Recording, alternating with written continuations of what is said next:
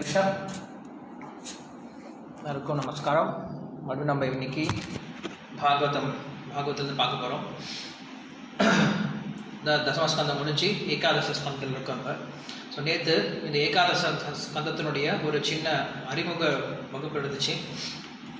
முடிச்ச பின்னாடி இன்னைக்கு நம்ம இது வரைக்கும் பார்த்துருந்தோம் அப்படின்னா எப்படி நாரத முனிவர் அங்கே துவாரகையில் இருந்துட்டு இருக்கார். அவர் வசுதேவருடைய வீட்டுக்கு போகிறார். ஸோ வீட்டுக்கு போகும்போது வசுதேவர் அங்கே கேள்வி கேட்குறார் அவர்கிட்ட, எனக்கு பாகவத தர்மத்தினுடைய விளக்கங்களை சொல்லிக் கொடுங்க அப்படின்னு சொல்லி கேட்கும் பொழுது, அதுக்கப்புறம் நாரதர், எனக்கு நீ நாராயணன் ஞாபகப்படுத்திட்ட இந்த பாகவத தர்மத்தை மூலியமாக கேட்கறதுனால அப்படின்னு சொல்லிட்டு ரொம்ப சந்தோஷப்பட்டு பேச ஆரம்பிக்கிறார். நான் இந்த பாகவத தர்மத்தை பேசுறதை விட இந்த பாகவத தர்மமானது இதுக்கு முன்னாடி நிமி அப்படின்ற ஒரு ராஜா கேள்வி கேட்டதற்கு நவ யோகேந்திரர்கள் பதில் சொல்லியிருக்காங்க. ஸோ அப்படிப்பட்ட அந்த தர்மத்தை நான் உனக்கு சொல்ல போகிறேன், அந்த தர்மத்தை நீ கேளு. இந்த பாகவத தர்மமானது எப்படி உயர்ந்தது அப்படின்றதுக்கான நேற்று ஒரு சில உதாரணங்கள் நான் பார்த்துருந்தோம். எத்தனை ஞாபகம் இருக்கா? இந்த பாகவத தர்மம் எப்படி உயர்ந்தது அப்படின்றதுக்காக நேற்று ஒரு சில பாயிண்ட்ஸ்லாம் சொல்லியிருந்தோம். ஏன்னா இது வரைக்கும் நான் கதை சொல்லிட்டே இருந்தேன், நீங்கள் எல்லாம் கதை கேட்டே இருந்தீங்க. இப்போ இனிமேல் இது கதை கிடையாது, இனிமேல் நம்ம நிறைய கற்றுக்க வேண்டியது இருக்குது. ஸோ இருக்கா ஞாபகம் இருக்கா நம்ம என்ன பேசணும் அப்படின்ட்டு? பாகவத தர்மத்தினுடைய உயர்த்தன்மையை பற்றி சொல்லும் பொழுது என்ன சொல்கிறாங்க அப்படின்ட்டு 11th canto 2nd chapter 12th ஸ்லோகால சொல்கிறாங்க, ஸ்ருதோ அனுபதிதः த்யாயதः அதிருதः அணு உன்மோதிதः சாத்தியா புனந்தி சத்தர்மஹ தேவ விஸ்வ துருஹ அபிஹி. இந்த ஸ்லோகமான சொல்லப்பட்டது. என்ன சொல்றாங்க?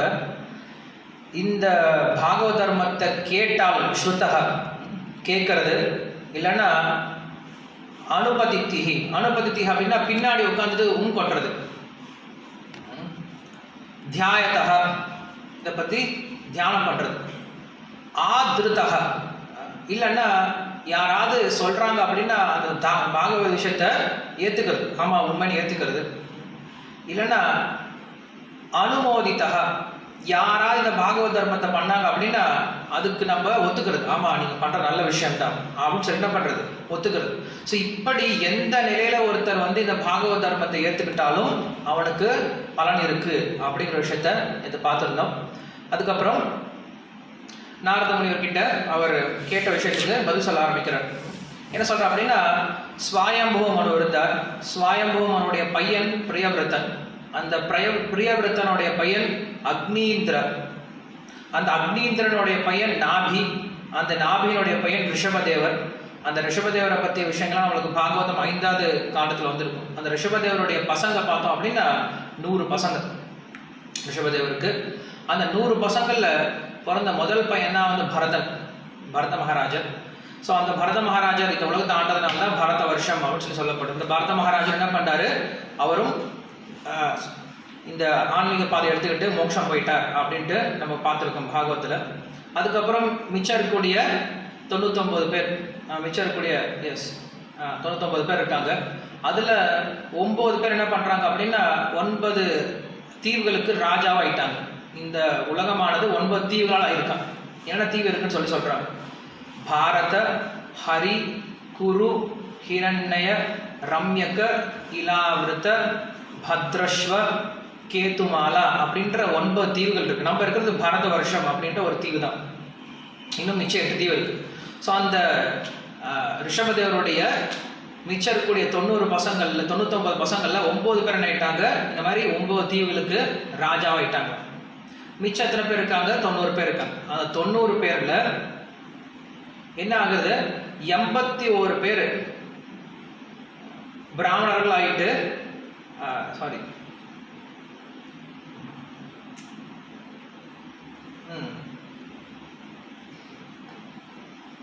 அந்த 81 பேர்ல 9 பேர் மட்டும் உயர்ந்த ரிஷிகளா மாறி இருக்காங்க. அந்த ரிஷிகளோட பேரை சொல்றாரு. அந்த 9 ரிஷிகள் தான் என்ன சொல்றோம், நவ யோகேந்திரர்கள் அப்படின்னு சொல்றோம். அந்த 9 ரிஷிகளோட பேரை சொல்றாரு.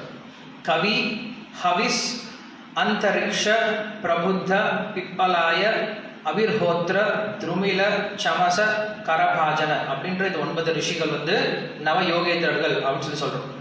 ஸோ இந்த நவ யோகேந்திரர்கள் என்ன பண்றாங்க, அங்க ஒரு இடத்துல அவங்க வந்து யாருடைய கண்ணுக்கும் படாம எல்லா விதமான லோகங்களுக்கும் சஞ்சரிக்கக்கூடிய வகையில் வாழ்ந்துட்டு இருந்தாங்களாம். யாருடைய கண்ணிலையும் படாம எந்த ஒரு விஷயத்திலையும் அகப்படாம அவங்க இஷ்டத்துக்கு அவங்க சுத்திட்டு இருந்தாங்க. ஸோ அப்படி சுத்திட்டு இருந்தவங்க என்ன பண்றாங்க, திடீர்னுட்டு நிமி அப்படின்ற ஒரு ராஜா, ஜனகருடைய வம்சாவளியில் வரக்கூடிய ஒரு ராஜா நிமி அப்படின்ற ஒரு ராஜா என்ன பண்றாரு, யஜ்யம் பண்ணிட்டு இருக்கார். அந்த யஜ்யம் பண்ணும்போது திடீர்னு தோன்றுறாங்களாம். திடீர்னு தோன்றும் போது அவங்களுக்கு ஒன்றும் புரியல. ஏன்னா நம்ம பொதுவாக தேவதைகளை தான் வந்து கூப்பிடுவோம். ஆனால் என்ன ஆகுது, இவங்க என்ன பண்ணுறாங்க, கூப்பிடாம வந்திருக்காங்க. இந்த பாகவதர்கள் கூப்பிடாம வந்திருக்காங்க. ஸோ பொதுவாக யாராவது வந்தாங்க அப்படின்னா தட்சணை வாங்க வருவாங்க. யஜ்யத்துக்கு வந்தாங்க அப்படின்னா அதாவது தட்சணை வாங்க வருவாங்க. ஆனால் இவங்களுக்கு அந்த தட்சணை எல்லாம் ஒன்றுமே தேவையில்லை. ஆனால் அதனால இவங்க எதுக்காக இங்கே வந்திருக்காங்க அப்படின்னு சொல்லிட்டு அங்கே ஒரு பேச்சு வருது. அந்த விஷயத்தை நம்ம பார்க்க போகிறோம். அந்த இடத்துல இருந்து இந்த ஸ்டேட்மெண்ட்ஸ் ஆரம்பிக்க போகுது. விதேகராஜன் வந்து பேச ஆரம்பிக்கிறார். மன்யே பகவதः சாக்ஷாத் பிரசாதான் ஓ மதுத்விஷः விஷ்ணோர் பூதானி லோகானாம் பாவமானய சரதிஹி.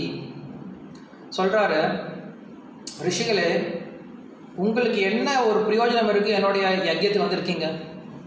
என்னுடைய யஜ்யத்துக்கு வந்தாங்க அப்படின்னா ஒன்று தேவதைகள் வந்து அவிர்வாகம் வாங்கிட்டு போவாங்க, இல்லை யாராவது வந்து சாதாரண ஒரு பிராமணர் வந்தாங்க அப்படின்னு அவங்க என்ன பண்ணுவாங்க, வந்து ஏதாவது தானம் வாங்கிட்டு போவாங்க. ஆனால் உங்களுக்கு ரெண்டுலேயுமே என்ன கிடையாது, இஷ்டம் கிடையாது. ஸோ நீங்கள் எதுக்காக வந்திருக்கீங்க அப்படின்னா அவர் சொல்றாரு, லோகானாம் பாவமானாய சரந்திஹி, உலகத்தை தூய்மைப்படுத்துறதுக்காக ஒரே ஒரு காரணத்துக்காக மட்டும்தான் நீங்கள் என்ன பண்ணிட்டு இருக்கீங்க, எல்லா இடத்துலையும் சுற்றி போயிட்டு இருக்கீங்க. ஸோ உங்களுடைய ஒரே ஒரு விஷயம் என்னது, இந்த உலகத்தை தூய்மைப்படுத்துறது மட்டும்தானே தவிர வேற ஒன்றும் கிடையாது அப்படின்னு சொல்லி சொல்றாரு. ஸோ அதே போல பக்தர்களும் பிரயாணம் பண்றாங்க அப்படின்னா யோசிச்சு பார்க்கலாம், எதுக்காக பிரயாணம் பண்றாங்க அப்படின்ட்டு. இல்லைன்னா நம்ம என்ன புரிஞ்சுக்கணும், நம்ம பிரயாணம் பண்ணோம் அப்படின்னா இந்த காரணத்துக்காக தான் பிரயாணம் பண்ணணும். என்னது, மற்றவங்களை தூய்மைப்படுத்துறதுக்காக கிடையாது, நம்மளை தூய்மைப்படுத்திக்கிறதுக்காக. சும்மா வேடிக்கை பார்க்கறதுக்காக போகக்கூடாது, எங்கேயுமே சைட் சீயிங் அப்படின்னு இருக்கக்கூடாது. இன்னைக்கு அது வந்து ரொம்ப ஒரு ஒரு ஒரு பழக்கமாகி போயிடுச்சு. ஏதாவது லீவ் கிடைச்சா என்ன பண்ணுறது, உடனே எல்லாரும் சேர்ந்து அப்படி சுற்றி பார்த்துட்டு வருது. ஸோ நம்ம என்ன பண்ணுறோம், நம்ம இப்போ ஸ்பிரிச்சுவலாக சுற்றி பார்க்கலாம். மெட்டீரியலாக சுற்றி பார்த்தா தப்பு இல்லையா, மெட்டீரியலாக ஊட்டி கொடைக்கானல் போனால் தப்பு. நம்ம என்ன பண்ணலாம், இப்போ ஸ்பிரிச்சுவலாக சுற்றி பார்க்கலாம். அதனால என்ன பண்ணுறது, திடீர்னுட்டு காரை போட்டுட்டு எங்கேயாவது போகிறது, இங்கே போகிறது அங்கே போகிறது, இல்லை ட்ரெயின் டிக்கெட் புக் பண்ணிட்டோ இல்லை ஃப்ளைட்டை புக் பண்ணிட்டோ அங்கங்கே சுற்றுறது நல்லது தான். ஆனால் அதனுடைய முக்கியமான காரணம் என்னவா இருக்கணுமா, இதுதான் காரணமாக இருக்கணுமா. இல்லை இந்த ரிஷிகள் இங்கே வரதுக்கான அவசியமே கிடையாது. யாரும் எங்கேயும் நகரவே மாட்டாங்க. அவங்க நகரத்துக்கான ஒரே ஒரு காரணம், ஒன்று தூய்மைப்படுத்துறதுக்கு, இல்லைன்னா தூய்மை அடையிறதுக்கு. நம்ம தூய்மைப்படுத்த போகிறது கிடையாது யாருமே. நம்ம என்ன பண்ணணும், நம்மளை தூய்மைப்படுத்திக்கணும். ஸோ அதனால் நம்முடைய ஒரே ஒரு ரீசன், நம்ம ட்ராவலிங்க்கு ஏதாவது ஒரு ரீசன் இருந்துச்சு அப்படின்னா அது ஆத்ம சுத்திக்காக இருக்கணுமே தவிர சும்மா சைட் சீயிங்காகவோ டைம் பாஸ்க்காகவோ இருக்கக்கூடாது அப்படிங்கிற விஷயத்தை நம்ம பார்க்குறோம். அதுக்கப்புறம் அடுத்த ஸ்லோகம் சொல்றாரு, துர்லபா மானுஷோ தேஹோ தேஹினாம் க்ஷணபங்குரஹ தத்ராபி துர்லபம் மன்யே வைகுண்ட பிரிய தர்சனம். இந்த ஸ்லோகம் ரொம்ப அற்புதமான அழகா சொல்றாரு.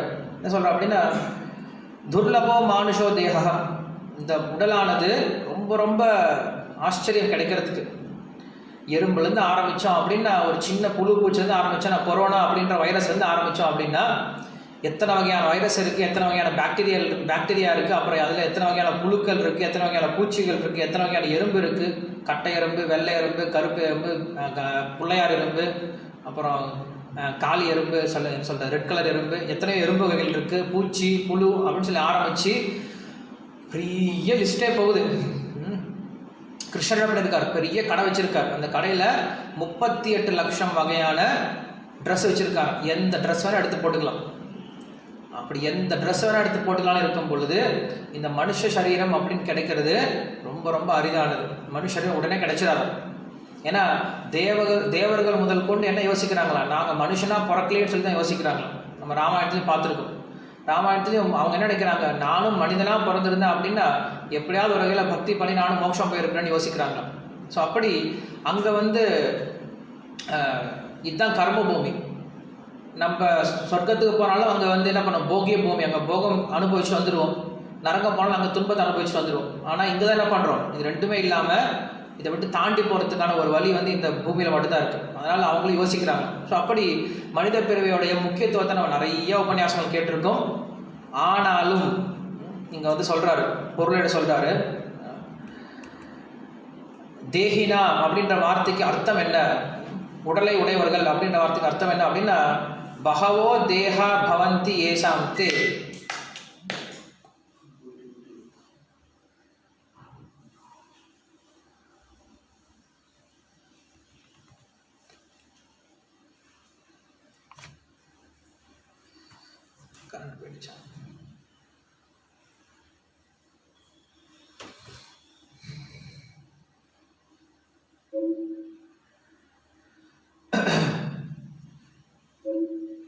ஓகே,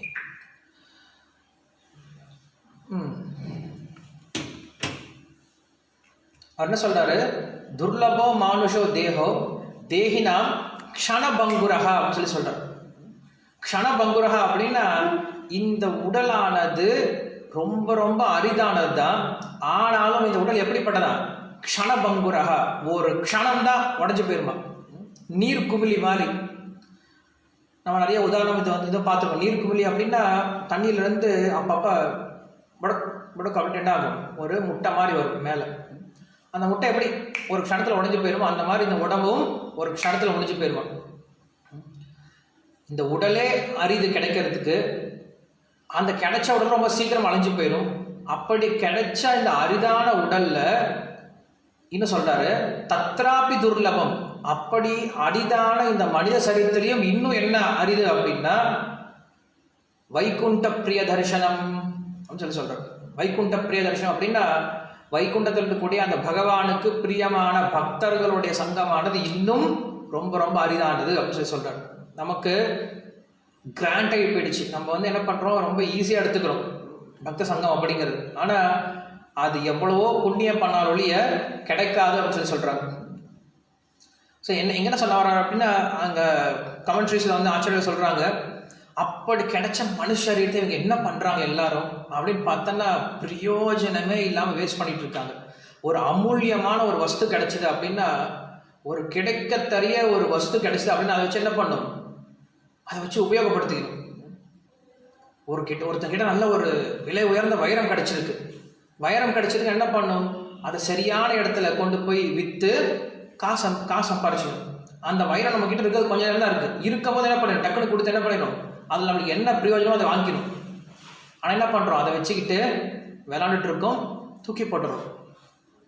ஸோ அந்த மாதிரி இந்த மனு சரீரத்தை ஒருத்தர் சரியாக உபயோகப்படுத்தாமல் வீணடிச்சிட்றான் அப்படிங்கிறது இங்கே சொல்கிறாரு. சொல்லி முடிச்சு என்ன சொல்கிறாரு, ஸோ அதனால் இந்த மனித வாழ்க்கையினுடைய மிக முக்கியமான குறிக்கோள் என்னவா இருக்கணும் அப்படின்னா, அடுத்த உடம்புக்கு இப்பயே ரெடி பண்ணிக்கணும். அதுதான், வேற ஒன்றும் விஷயம் கிடையாது. இந்த மனித உடல் அப்படிங்கிறது அடுத்த உடம்பு ரெடி பண்ணுறதுக்கான ஒரு சான்ஸ் தான் நம்மளுக்கு.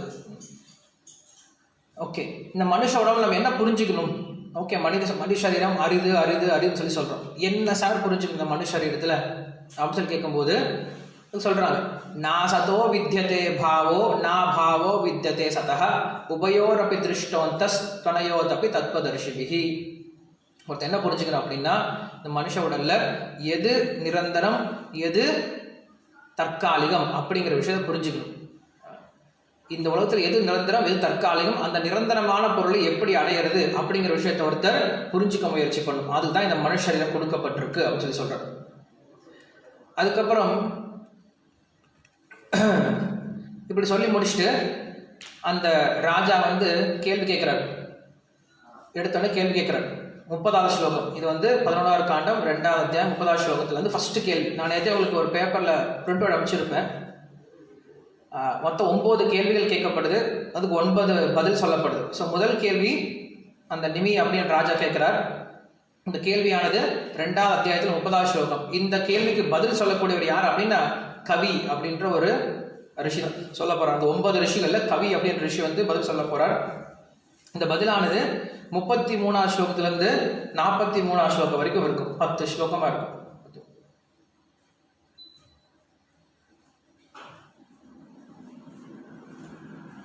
11 ஸ்லோகத்துல வருது. 11 ஸ்லோகத்துல இந்த ஒரு கேள்விக்கான பதில் வரப்போகுது. ஸோ என்ன கேட்குறேன், இப்போ 11 பேர் எனக்கு வேணும்.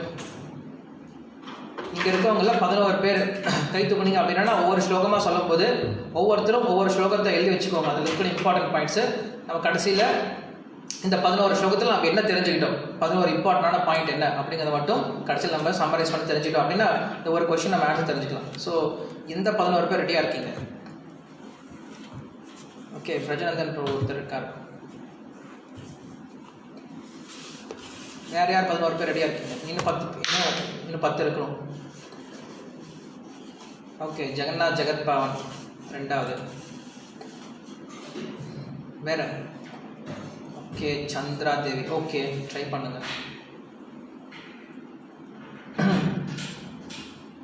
ஓகே, சீக்கிரம் சொல்லுங்க. அவ்வளோதானா? கேட்டுட்டே இருந்தீங்க அப்படின்னா போர் அடிச்சு தூங்கிடுவீங்க. கொஞ்சம் பார்ட்டிசிபேட் பண்ணி கூட எல்லாரும். ஓகே, शरदिया देवी माता जी, जानशी रानी माता जी. ஏன் கை அறக்கிட்டாரு பிரஜனந்தன் ப்ரோ? ஏன் கை அறக்கிட்டீங்க? அந்த சிக்னல் இருந்தால் எனக்கு தெரியும் யார் இருக்கீங்க அப்படின்ட்டு. ஓகே, 5 பேர் வந்திருக்கீங்க. சாவித்ரி சேவியமா. ஓகே, சேவாமை. ஓகே, மஞ்சுளா. ஃபாஸ்ட், டைம் இல்லை. ஓகே, விஷ்ணு ராகவ். அங்கே நீங்கள் அந்த ஹேண்ட் சிம்பிள் கொடுங்களேன். எனக்கு தெரியாது, ஹேண்ட் சிம்பிள் கொடுத்தா தான் எனக்கு தெரியும். யாரெல்லாம் கை தூக்கிருக்கீங்களோ உங்கள் ஹேண்ட் சிம்பிள் கொடுக்க முடியுமா?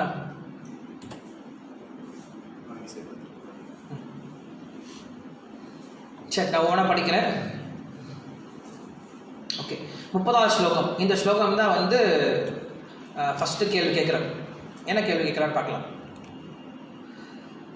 அத அத்தியாத்மிகம் க்ஷேமம் பிரிச்சாமிஹி பவதः அனங்காः சம்சாரே அஸ்மின் க்ஷண ஆர்த்தः அப்பி சத்சங்க சேவதிஹி என்றாம். இது ஃபர்ஸ்ட் கொஸ்டின். என்ன கொஸ்டின் கேட்குறாரு? எது சிறந்தது கேட்கறது? அத்தியாத்மிகம் க்ஷேமம். க்ஷேமம் அப்படின்னா சிறந்தது. க்ஷேமமாக இருக்கீங்களான்னு சொல்லி கேட்போம் இல்லையா? ஸோ இருக்கிறதுலே மிக சிறந்தது எது? அத்தியாத்மிகம் க்ஷேமம் அப்படின்னு கேள்வி ஃபஸ்ட்டு கேட்குறாரு. ஸோ இது ஃபஸ்ட்டு கேள்வி. ஓகே, இங்கே இதுக்கான அர்த்தம் பார்க்கலாம். இதில் சேவதிஹீர் கடைசியில் வந்து சத்சங்க சேவதிஹீர் நாம் அப்படின்ற ஒரு வார்த்தை இருக்கு. சேவதி அப்படின்ட்டு இருக்கு. சேவதி அப்படின்ற வார்த்தைக்கு அர்த்தம் என்ன அப்படின்னு சொல்லி சொல்கிறார். எப்படி ஒருத்தர் வந்து ஒரு அமூல்யமான ஒரு பொருள் கிடைச்சி அப்படின்னா உடனே அதை எடுத்துப்பாரோ, அதே போல் என்ன பண்ணுமா? இல்லை நம்ம வீட்டில் திடீர்னு ஒருத்தர் வந்து என்ன காலிங் பெல் அடித்து நமக்கு வந்து ஒரு கிஃப்ட் பாக்ஸ் கொடுக்குறாரு. இந்த கிஃப்ட் பாக்ஸ் ஓப்பன் பண்ணோம் அப்படின்னா ஒரு 10,000 ரூபாய்க்கு உண்டான பொருள் இருக்குது. ஒருத்தர் சந்தோஷப்பட்டு வாங்கிப்பான். அதை போல் ஒருத்தர் என்ன பண்ணுமா? பகவானுடைய சேவகர்களுடைய பகவானுடைய பக்தர்களுடைய சங்கம் கிடைச்சது அப்படின்னு அப்படி எடுத்துக்கணுமா? உடனே அவங்களுடைய சேவை எடுத்துக்கணுமா? அலட்சியப்படுத்திடக்கூடாது. அப்படி வந்து ஆசைப்படணுமா அந்த சேவைக்காக, அவங்களுடைய சங்கத்துக்காக அப்படின்னு சொல்லி சொல்கிறார். ஸோ அவர் கேட்கக்கூடிய விஷயம் என்னது? அத்தியாத்மிகம் அத்தியந்திகம் க்ஷேமம் அப்படின்னு சொல்லி சொல்கிறார். அத்தியந்திகம் க்ஷேமம்னு அர்த்தம் என்ன அப்படின்னு சொல்லி சொல்கிறார். மிக உயர்ந்த நல்லது என்ன அப்படின்னு சொல்லி, அந்த உயர்ந்த நல்லதுன்னா அதுக்கு அர்த்தம் என்னது அப்படின்னா பயமற்ற நிலை அப்படின்றது அர்த்தம். இருக்கிறதுலே மிக உயர்ந்த நிலை, மிக சிறந்த நிலை அப்படிங்கிறது என்னது? பயமற்ற நிலை. அந்த பயமற்ற நிலையை ஒருத்தன் எவ்வாறு அடைய முடியும் அப்படிங்கிறது தான் இதுக்கான கேள்வி அப்படின்னு நம்ம வச்சுக்கணும். ஃபர்ஸ்ட் கேள்வி என்ன கேட்குறாரு? பயமற்ற நிலை எப்படி அடையிறது? ஒருத்தர் கேள்வி கேட்கலாம், சாமி ஒருத்தர் வீட்டுக்கு வந்தால் முதல்ல வந்து அவரை உட்கார வச்சு கொஞ்சம் தண்ணி கொடுத்து கொஞ்ச நேரம் பேசிட்டு அதுக்கப்புறம் தான் விஷயத்துக்கு போகணும். வந்ததும் வராதமா உடனே கேள்வி கேட்டால் என்ன சாமி அர்த்தம் இது? அந்த விஷயம் என்ன பண்ணியிருக்காங்க? இப்போ தான் வந்திருக்காங்க, வந்தவங்களை கூப்பிட்டு உட்கார வைக்கல, எப்படி இருக்கீங்கன்னு சொல்லி கேட்கல. பொதுவாக என்ன பண்ணுவோம்? யாராவது வந்தாங்க அப்படின்னா ஃபர்ஸ்ட் நம்ம கேட்கணும், எப்படி இருக்கீங்க, நல்லா இருக்கீங்களா, ஃபர்ஸ்ட் குஷல பிரச்சனை பண்ணுறோம். அந்த மாதிரி ஒரு பிரச்சனமும் இல்லைங்க. வந்த உடனே உலகத்துக்கு எது நல்லதுன்னு கேட்க ஆரம்பிச்சிட்டிங்களே, என்ன சாமி அர்த்தம் இது அப்படின்னு சொல்லி கேட்டோம் அப்படின்னா அதுக்கு பதில் சொல்கிறாங்க. பொதுவாக பக்தர்கிட்ட போய் இந்த கேள்வி கேட்கக்கூடாது. பொதுவாக நம்ம தெரிஞ்சுக்கணும். நம்ம குரு கிட்ட போயிட்டு மகாராஜ் எப்படி இருக்கீங்க, ஹவ் ஆர் யூ மகாராஜ் கேள்வி கேட்கவே கூடாது. இந்த கேள்வி ரொம்ப தப்பான கேள்வி. ஏன்னா உடல் சார்ந்த விஷயத்தில் இருக்கவங்க என்ன பண்ணுவாங்க, இந்த மாதிரி போய் கேள்வி கேட்டுட்டு இருப்பாங்க. எப்படி இருக்கீங்க, அவங்க வீட்டில் எப்படி இருக்காங்க, குழந்தை குட்டி எப்படி இருக்குது, மாடு கண்ணு போட்டுச்சா, சாணி போட்டுச்சா, குழந்தைங்களாம் ஸ்கூலுக்கு போனாங்களா, இந்த கேள்விலாம் கேட்டுருப்பாங்க. இந்த கேள்விக்கும் அவங்களுக்கு சம்மந்தமே இல்லை. அந்த கேள்வி அவங்ககிட்ட கேட்குற தப்பு. நம்ம ராமாயணத்திலே பார்க்குறோம். ராமாயணத்தில் விஸ்வாமித்திரர் வரார். விஸ்வாமித்திரர் வந்து விஸ்வாமித்திரர் உட்கார வச்சுட்டு தசரதன் கேள்வி கேட்குறான். என்ன கேள்வி கேட்குறான்? சுவாமி, நீங்கள் எந்த ஒரு விஷயத்துக்காக காட்டில் போய் தவம் பண்ணிட்டு இருக்கீங்களோ அந்த விஷயம், உங்களுடைய விஷயமானது, உங்களுடைய தபஸானது பூர்த்தி ஆச்சா அப்படின்னு கேள்வி கேட்குறாரு. நீங்கள் காட்டில் போய் உட்காந்துருக்கீங்களா, அங்கே சௌரியமாக இருக்கா, குடிசெல்லாம் நல்லா இருக்கா, இல்லை ஏதாவது வந்து பிரச்சனை பண்ணுதா, ஆடு மாடுதா பிரச்சனை பண்ணுதா, ஏதாவது மிருகங்கள் வந்து பிரச்சனை பண்ணுதா, இல்லை நிறைய சாப்பாடுலாம் கிடைக்குதா அப்படிலாம் கேள்வி கேட்க மாட்டாங்க. ஏன்னா ஆத்ம விஷயம் தெரிஞ்சவங்க என்ன பண்ண மாட்டாங்க, இந்த மாதிரி கேள்விகள் கேட்ட விஷயங்களை அவங்க பேசிக்கவே மாட்டாங்க. அவங்களுடைய விஷயமே எப்படிதான் இருக்கும். துஷ்யந்திச்ச ரமந்திச்ச, பகவானுடைய பக்தர்கள் 2 பேர் சேர்ந்தா என்ன பண்ணுவாங்க, துஷ்யந்திச்ச ரமந்திச்ச. அந்த ஸ்லோகம் என்னது, யாருக்கு தெரியும் அந்த ஸ்லோகம்? எல்லாரும் கை தூக்கிட்டு இருக்கனால யாருக்கும் தெரியல. யாருக்கு தெரியும் அந்த ஸ்லோகம்?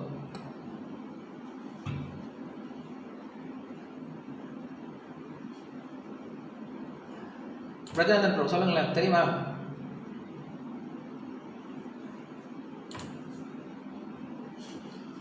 யமுனா மாதாஜி சொல்றாங்க. ஹரே கிருஷ்ணா. ஹரே கிருஷ்ணா. சொல்லுங்க.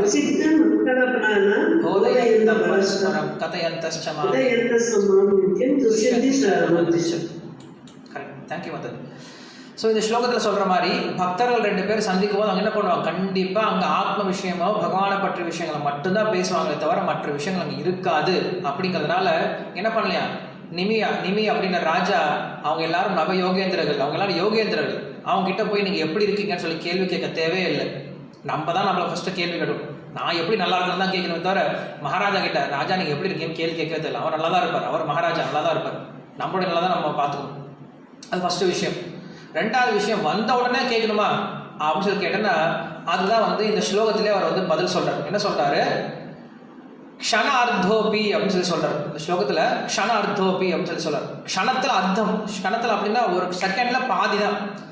அப்படிப்பட்ட ஒரு பாதி செகண்ட் ஒருத்தனுக்கு பக்தனுடைய சங்கம் கிடைச்சா கூட அவனுக்கு வந்து எவ்வளவோ ஒரு பெரிய பாக்கியம் அப்படின்னு சொல்லி சொல்றாரு. அதனால நீங்க வந்திருக்கீங்க, நீங்க எவ்வளவு நாள் இருக்க போறீங்கன்னு தெரியாது. ஏன்னா நான் அவ்வளோ ஒன்றும் புண்ணியம் எல்லாம் பண்ணல, நான் அவ்வளோ புண்ணியம் பண்ணாலும் நீங்கள் எப்போ வேணால் கிளம்பிடுவீங்க. அதனால் நீங்கள் வந்தவொடனே நான் என்ன முக்கியமோ அதை மட்டும் கேட்டு தெரிஞ்சுக்கணும்.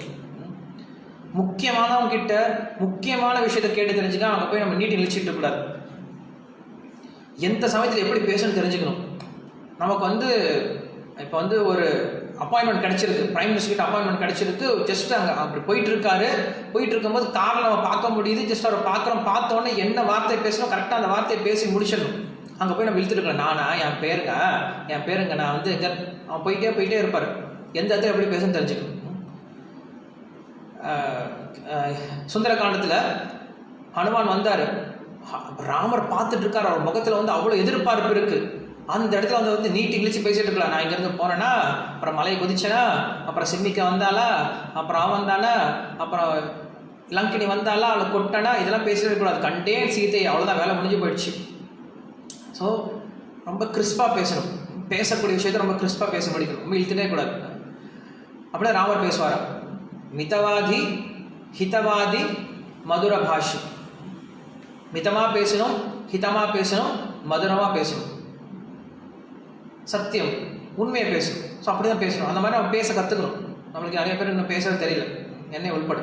ஸோ நம்ம என்ன பண்ணணும், முதல்ல பேச தெரிஞ்சுக்கணும். ஸோ அங்கே என்ன சொல்கிறாரு, அந்த ராஜா அப்படிப்பட்ட ரிஷிகள் வந்த உடனே அவங்க கிட்ட கேட்டு தெரிஞ்சுக்கிட்டாங்க, எங்களுக்கு விஷயத்தை சொல்லுங்க அப்படின்னு. நேரத்தை வீணடிச்சிடக்கூடாது. அதே போல் அவங்களுக்கு யாராவது சன்னியாசிகள் வந்தாங்க, இல்லை வீட்டுக்கு யாராவது கோயிலுக்கோ யாராவது வந்தாங்க அப்படின்னா உடனே என்ன பண்ணணும், அவங்க கிட்ட இருந்து எப்படி அவங்களுக்கு சேவை பண்ணுறதா பார்க்கணுமே தவிர நேரத்தை வீணடிச்சுக்கிட்டு எங்கள் குடும்ப விஷயத்தை பேசிக்கிட்டு அவங்க குடும்பத்தை விஷயத்தை பேசிக்கிட்டு வீணடிச்சுட்டு கூடாது. என்ன முக்கியமான கேள்வி இருக்கோ அந்த மட்டும் கேள்வி தான் கேட்கணும். இல்லை அவங்க நேரத்தை வேஸ்ட் பண்ணக்கூடாது, நம்ம நேரத்தை வேஸ்ட் பண்ணிட்டு கூடாது. ஸோ அதை இங்கே சொல்கிறாங்க. இது வந்து 30வது ஸ்லோகம், கேள்வி முடிஞ்சு போயிடுச்சு. இப்போ நம்ம ஆன்சருக்கு போகலாம்.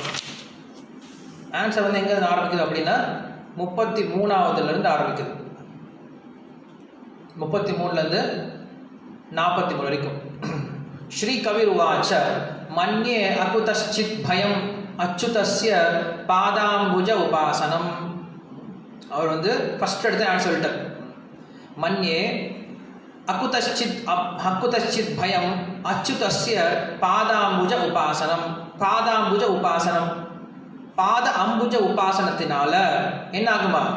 அக்குதசித் பயம், ஒருத்தனுக்கு பயம் நீங்குது.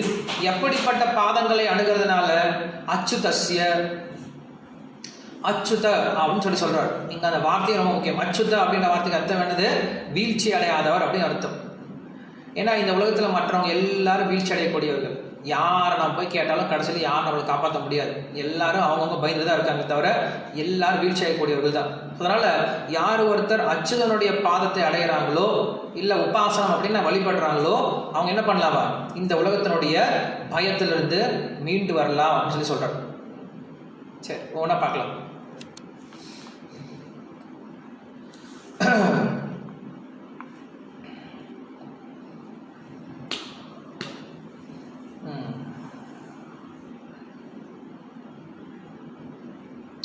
என்ன சொல்ற ஸ்ரீதர சுவாமி என்ன சொல்ற அப்படின்னா, அசத் ஆத்ம பவை அசத் ஆத்ம பவாத் அப்படின்னு சொல்லி சொல்றாரு. இந்த உலகத்துல மனுஷன் என்ன பண்றா? ஏதாவது ஒருத்தருக்கு பயம் வருது அப்படின்னா தன்னை தவறான ஒரு விஷயத்தினால அடையாளப்படுத்திக்கிறதுனால அவனுக்கு பயம் வருது. அவனுடைய உண்மையான நிலைக்கு போயிட்டான் அப்படின்னா அவனுக்கு அந்த பயம் இருக்காது அப்படின்னு சொல்லி சொல்றாரு. தன்னுடைய உண்மையான நிலையை தெரிஞ்சுக்கிட்டோம் அப்படின்னா அவனுக்கு அந்த பயம் இருக்காது. உதாரணம் சொன்னா அவங்களுக்கு புரியும். எப்ப ஒரு குழந்தையானது தன்னுடைய அப்பாவுடைய கையை பற்றிட்டு இருக்கோ அது வரைக்கும் அதுக்கு எந்த பயமும் கிடையாது, ரொம்ப ஹாப்பியாக போயிட்டு இருக்கும். எப்போ அந்த கையை விட்டுட்டு தானாக தனியாக திரிய ஆரம்பிக்குதோ இல்லை மற்றவங்கள சேர்த்து திரிய ஆரம்பிக்குதோ அப்போ தான் அதுக்கு பயம் இருக்கும். ஏன்னா அப்பாவுடைய துணை இல்லாமல் யாரும் அதை காப்பாற்ற போகிறது கிடையாது. ஸோ அந்த மாதிரி என்ன சொல்கிறாரு, இந்த உலகத்தில் எப்போ வந்து நம்ம இந்த உலக மக்கள் மேலே நம்பிக்கை வச்சுட்டு இருக்கோமோ, இந்த உலகத்தில் இருக்கக்கூடிய குடும்பமோ இல்லை செல்வமோ இல்லை சமூகமோ நம்மளை காப்பாற்றணும்னு நம்பிக்கை வச்சுருக்கோமோ அது வரைக்கும் நம்ம பயம் இருந்துட்டு தான் இருக்கும். ஆனால் எப்போ ஒருத்தர் வந்து இந்த பகவான் மேலே ஒருத்தர் நம்பிக்கை வைக்க ஆரம்பிக்கிறானோ அப்போ அவனுடைய பயமானது நீங்கி போயிடும் அப்படின்னு சொல்லி சொல்கிறார்.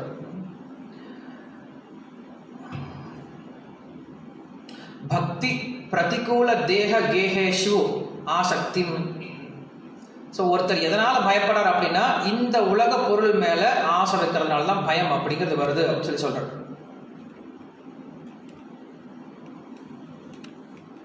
ஸோ ஃபஸ்ட்டு 33ஆம் ஸ்லோகம் நான் சொல்லிட்டேன். 33ஆம் ஸ்லோகத்துக்கான விஷயம் சொல்லிட்டேன். என்ன சொல்லிட்டேன்? பயம் எதனால் வருது? பயத்தை எப்படி போக்குறது? பயமானது இந்த உலக பொருள் மேலே இந்த உலகத்தில் இருக்கக்கூடிய விஷயத்து மேலே நம்ம பற்று வைக்கிறதுனால பயம் வருது. அந்த பயமானது எப்படி போகும்? எப்போ ஒருத்தர் அந்த அச்சுதனுடைய பாத அம்புஜத்தின் மேலே பக்தி செய்ய ஆரம்பிக்கிறானோ அப்போ அவனுடைய பயம் அப்படிங்கிறது போயிடுது அப்படிங்கிறதுக்கான ஆன்சர் சொல்கிறேன். இது 2 பாயிண்ட் நோட் பண்ணிச்சுக்கோங்க. யாராவது ஃபர்ஸ்ட் ஓகே நோட் பண்ணி வச்சார். ஓகே 34ஆம் ஸ்லோகம். ஏவை பகவத புரோக்தா உபாயாஹி ஆத்மலப்தய அஞ்ச பும்சம் அவிதுஷும் வித்தி பாகவதான் ஹிதா.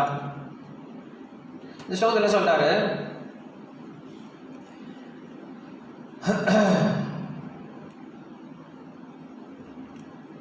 ஒருத்தர் புத்தியே இல்லாமல் இருந்தாலும் ஒருத்தர் அறியாமையிலே இருந்தாலும் இந்த பாகவத் தர்மத்தை எடுத்துக்கிட்டாங்க அப்படின்னா even ignorant living entities can easily come to know Supreme Lord if they adopt those means prescribed by the Supreme Lord himself. So என்ன சொல்றாரு? ஃபர்ஸ்ட் நம்ம சொல்லிட்டோம், ஃபர்ஸ்ட் ஸ்லோகத்தில் சொல்லிட்டு நம்ம வந்து பகவானுடைய தாமரை பாதத்துக்கு பக்தி செஞ்சோம் அப்படின்னா பயம் அப்படிங்கிறது போயிடும். அடுத்த கொஸ்டின் என்ன வரும்? அந்த பகவானை நான் எப்படி சேவை பண்ணுறது? முதல்ல அந்த பகவானை யாருன்னு தெரியணும் இல்லையா? நான் பகவானை எப்படி புரிஞ்சுக்கிறது அப்படின்னு சொல்லி கேள்வி கேட்கலாம். அது என்ன சொல்றாரு? இந்த பகவானை பற்றிய விஷயங்கள் நீங்கள் எப்படி புரிஞ்சுக்கலாம் அப்படின்னா அந்த பகவானே தன்னை பற்றிய விஷயத்தை தானே பேசியிருக்காரு. அதனால அந்த பகவான் கிட்ட இருந்தே அந்த பகவானை பற்றிய விஷயத்தை புரிஞ்சுக்கோ அப்படின்னு சொல்லி சொல்றாரு. அந்த பகவானை கிட்டே இருந்தே நீ அந்த பகவானை பற்றி விஷயத்தை புரிஞ்சுக்கிட்ட அப்படின்னா எப்படிப்பட்ட முட்டாளாக இருந்தாலும் புரிஞ்சுக்கலாம். அப்படி இல்லைன்னா நீ எவ்வளோ பெரிய புத்திசாலி ஞானியாக இருந்தாலும் அந்த பகவானை பற்றி விஷயத்தை உன்னால் புரிஞ்சுக்க முடியாது. இந்த விஷயங்கள் ஃபஸ்ட்டு பகவானுக்கு சேவை பண்ணுறதுனால, பகவானுக்கு பக்தி பண்ணுறதுனால அந்த பகவானோட அந்த அபயம், அந்த பயத்திலேருந்து வெளில வரலாம் அப்படின்னு சொல்லி சொல்கிறார். 2வது ஸ்லோகத்தில் 34வது ஸ்லோகத்தில் அந்த பகவானை எப்படி தெரிஞ்சுக்கிறது அப்படின்னா, அந்த பகவான் கிட்ட இருந்து கேட்டு தெரிஞ்சுக்கிட்டோம் அப்படின்னா அந்த பகவான் நம்ம கம்ப்ளீட்டாக தெரிஞ்சுக்கலாம். அப்படி இல்லைன்னா நம்ம எவ்வளோ முயற்சி பண்ணாலும் அந்த பகவானை புரிஞ்சிக்க முடியாது. இல்லைன்னா புத்தி இல்லாத கூட என்ன பண்ண முடியும், அந்த பகவானை ரொம்ப சீக்கிரமாக புரிஞ்சிக்க முடியும் அப்படின்னு சொல்லி சொல்கிறார். என்ன சொல்றாரு, இந்த பாகவத தர்மமானது அதி ரகசியம் அப்படின்னு சொல்லி சொல்றாரு. இது பார்க்கறதுக்கு ஓப்பனா தான் இருக்கும், எல்லாரும் படிக்கிற மாதிரி தான் இருக்கும். ஆனா இந்த பாகவத தர்மம், பகவானை பற்றிய ஞானமானது அதி ரகசியம், எல்லாருமே புரிஞ்சிக்க முடியாது. அதனால என்ன சொல்றாரு இங்க வந்து ப்ராப்பா சொல்றாரு, undoubtedly Bhagavad-gita was spoken by the Lord on the battlefield of Kurukshetra just to encourage Arjuna to fight, and yet to complete the transcendental knowledge of Bhagavad-gita the Lord instructed Uddhava. So உத்தவனுக்கு சொல்லி கொடுத்துருக்காருலே அந்த உத்தவ கீதையில், இதில் பகவான் என்ன பண்ணியிருக்காரு, அந்த பகவானை பற்றிய ஞானத்தை முழுமையாக கொடுத்துருக்காரு. அங்கே பகவத்கீதையில் அங்கங்கே என்ன பண்ணியிருக்காரு, தொட்டு கொடுத்துருக்காரு. அங்கங்கே வந்து விஷயத்தை வந்து ரொம்ப நார்மலான விஷயத்தை கொடுத்துருக்காரு.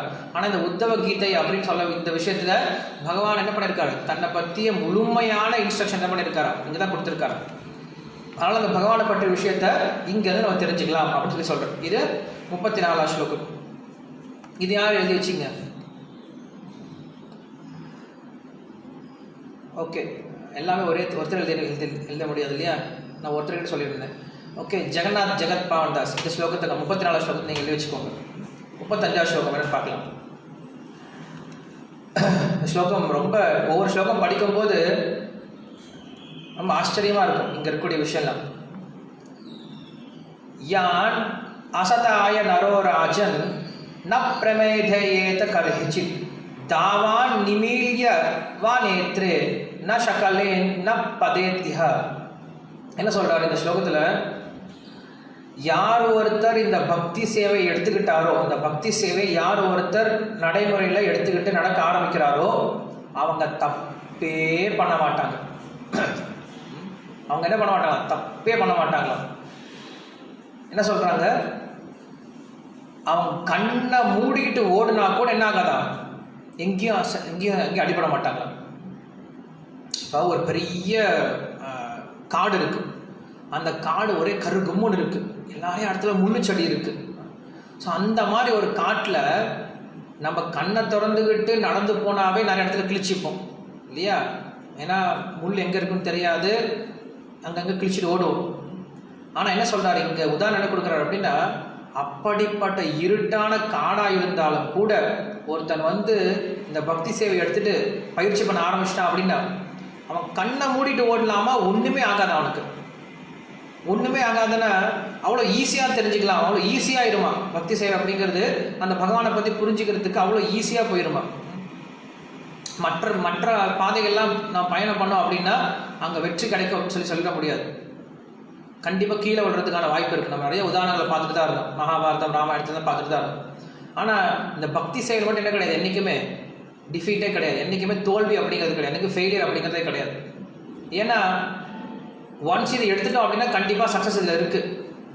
மற்ற விஷயத்தில் சக்ஸஸ் இல்லாமல் போகலாம், ஆனால் பக்தி சேவையில் மட்டும் கண்டிப்பாக சக்ஸஸ் இருக்குது. காரணம் என்னது, நீ எத்தனை முறை கீழே விழுந்தாலும் பகவான் என்ன பண்ணார், மறுபடியும் உன்னை தூக்கி கொண்டு வந்துடுறாரு, மறுபடியும் உன்னை கூப்பிட்டு போகிறார், அவர் தான் கூப்பிட்டு போகிறார். ஸோ இங்கே உண்மையில் பகவானுடைய அந்த பாதுகாப்பில் போகிறதுனால என்ன ஆகுதான், எந்த வித கவலையும் இல்லாமல் நம்ம பக்தி சேவை செஞ்சுட்டு போயிட்டே இருக்கலாம். ரொம்ப ஈஸியாக பண்ணிடலாம் இந்த பக்தி சேவையை. அஞ்சஹா அப்படின்னு ஒரு வார்த்தை யூஸ் பண்ணுறார் ஸ்லோகத்தில். அஞ்சஹா அப்படின்னு சொல்லி அஞ்சஹா அப்படின்னா ரொம்ப எளிமையாக இந்த பக்தி சேவை நம்ம செஞ்சுட்டு போகலாம். நம்மளுக்கு பகவத்கீதை சொல்றாரு இல்லையா, சுசுகம் கர்த்தும் அவ்வியம் அப்படின்னு சொல்லி சொல்றார். பிரத்யக்ஷ ஆகமம் தர்மியம் சுசுகம் கர்த்தும் அவ்வியம். பக்தி சேவையானது ரொம்ப கடினமான பாதையே கிடையாது, ரொம்ப எளிமையாக ரொம்ப இனிமையாக செய்யக்கூடிய பாதை அப்படின்னு சொல்லி சொல்றார். இங்கே வந்து நம்மளுக்கு ஆச்சாரியர்கள் வந்து அதுக்கு விளக்கம் கொடுக்குறாங்க. கண்ணை மூடிட்டு போகிறதா என்ன அர்த்தம், உண்மையாகவே கண்ணை மூடிட்டு போகிறதா அப்படின்னு அது கிடையாது. ஒருத்தருக்கு வந்து வேதத்தில் சொல்லப்பட்டிருக்கக்கூடிய பல்வேறு விதமான இன்ஸ்ட்ரக்ஷன், பல்வேறு விதமான அறிவுரைகள் தெரியாமல் போனாலும் அவன் எப்போ பக்தி சேவையை செஞ்சுட்டு போயிட்டே இருக்கானோ அவனுக்கு வேறு எதுவுமே தெரிய தேவையில்லை, அவனுக்கு வேத விஷயங்கள் வேறு எதுவும் தெரிய தேவையில்லை. அவன் என்ன பண்ணுறான், பக்தி சேவை, தன்னுடைய பக்தி சேவை மட்டும் சரியாக செஞ்சுட்டு போகிறானோ. எப்படி சரியாக செஞ்சுட்டு போகிறான், ஒரு குருவனுடைய வழிகாட்டுதல் கீழே அதுவும் குருவோட வழிகாட்டுதல் கீழே சொல்கிறார். மறுபடியும் அதை வந்து கண்மூடித்தனமாக சொல்ல, ஒரு குருவனுடைய வழிகாட்டுதல் கீழே அவன் கண்ணை மூடிட்டு போனாலும் அதில் என்ன கிடையாது, அவனுக்கு தோல்வியே கிடையாதுன்னு சொல்லி சொல்கிறார். நம்ம வந்து சபரியோடைய உதாரணம் பார்த்துருக்கோம் ராமாயணத்தில். ஒவ்வொரு தடவை பேசும்போது நம்ம ஒவ்வொரு உதாரணத்தை நம்ம யோசிச்சு பார்க்கலாம். சபரியோட உதாரணம் என்ன இருக்குது நம்மளுக்கு, அவளுக்கு காட்டு பெண்ணாக தான் இருந்தால், அவளுக்கு ஒன்றுமே தெரியாது, சாஸ்திரம் தெரியாது, ஞானம் இல்லை, ஒன்றும் கிடையாது, ஒரு ஒரு ஒரு ராட்சசி மாதிரி சுற்றிட்டு இருந்தாள், நாடோடி மாதிரி சுற்றிட்டு இருந்தாள். ஆனால் அவளை வந்து எப்போ அந்த ரிஷி கூப்பிடுறாரோ, ரிஷியோட சேவையில் ஈடுபட ஆரம்பிக்கிறாளோ, அப்போ என்ன ஆகுது, கொஞ்சம் கொஞ்சமாக அவளுக்கு அந்த ஞானம் வர ஆரம்பிக்குது. அந்த ஞானங்கள்லாம் அவளுக்கு புரிய ஆரம்பிக்குது. கடைசி வரைக்கும் அவள் எப்படி தான் இருந்தா, அந்த ரிஷிக்கிட்ட தான் ஒரு முட்டாள் தான் இருந்தாள். அந்த ரிஷி கடைசியில் என்ன பண்ணார், அவளுக்கு கொடுத்துட்டு போனார். ஓகே, இதை நீ செய்யுமா, இதை செஞ்சா உனக்கு அந்த பொருள் தானாக தேடி வரும். இந்த பொருளுக்கு அர்த்தம் என்னது, கடைசியில் அவர் சொன்னார், ரிஷி சொல்கிறார், பதங்க ரிஷி சொல்கிறார், என்கிட்ட இருக்கக்கூடிய பெரிய செல்வத்தை உங்ககிட்ட கொடுக்குறேன். என்ன செல்வம் அது, ராம ராம ராம ராம ராம ராம. என்ன சுவாமி இது, என்ன மந்திரம் இது, இது சொன்னால் என்ன வரும், இதை நான் எப்படி சொல்லணும், இது நியமம் என்னது, அதெல்லாம் உனக்கு ஒன்றும் தேவையில்லை. என்ன பண்ணிட்டு இருக்கு, இந்த மந்திரம் சொல்லிக்கிட்டே இரு, இந்த பொருளுக்கு உண்டான, இந்த பெயருக்கு உண்டான நபர் உன்னை தேடிட்டு வருவார், நீ எதையும் தேடி போகாது, இங்கே உட்காந்து பண்ணிட்டு போதும் அப்படின்னு சொல்லிட்டார். அந்த அம்மா அந்த நம்பிக்கையை வச்சுக்கிட்டு என்ன பண்ணுறாங்க, அன்னையிலிருந்து 13 வருஷம் தினமும் பண்ணுறாங்க, அதே காரியங்களை பண்ணுறாங்க. என்னது, தன்னுடைய சாதனையான தினமும் காலைல அவங்க வருவாங்களே, வந்து அவங்களை குளிக்கிறது, தண்ணி எடுத்து வைக்கிறது, பல்லு விளக்குறது, குச்சி எடுத்து வைக்கிறது, அதுக்கப்புறம் அவங்க சாப்பிட்றதுக்கு பழங்கள் பறிச்சுட்டு வைக்கிறது, அவங்களுக்கு மாலை ரெடி பண்ணி வைக்கிறது, அவங்க படுக்கிறதுக்கான பெட் ரெடி பண்ணி வைக்கிறது. ஒரு நாள் வரல, பரவாயில்ல, அடுத்த நாள் என்ன பண்ணுறாங்க, அதே விஷயத்தை செஞ்சுட்டே இருக்காங்க. சரி, இன்னைக்கு பழத்தை நாளைக்கு வச்சுக்கலாமா, கிடையாது. இன்னைக்கு தண்ணி நாளைக்கு வச்சுக்கலாமா, கிடையாது. மறுபடியும் தூக்கி போட்டு மறுபடியும் புதுசாக எடுத்து வைக்கிறாங்க. ஸோ அப்படி என்ன பண்ணுறாங்க, அவங்க அவருடைய குரு சொன்ன விஷயத்தை அப்படியே எடுத்துட்டு செய்ய ஆரம்பித்தாங்க. இப்போ மற்ற விஷயம்லாம் ரொம்ப கஷ்டம் அவங்களுக்கு பண்ணுறது.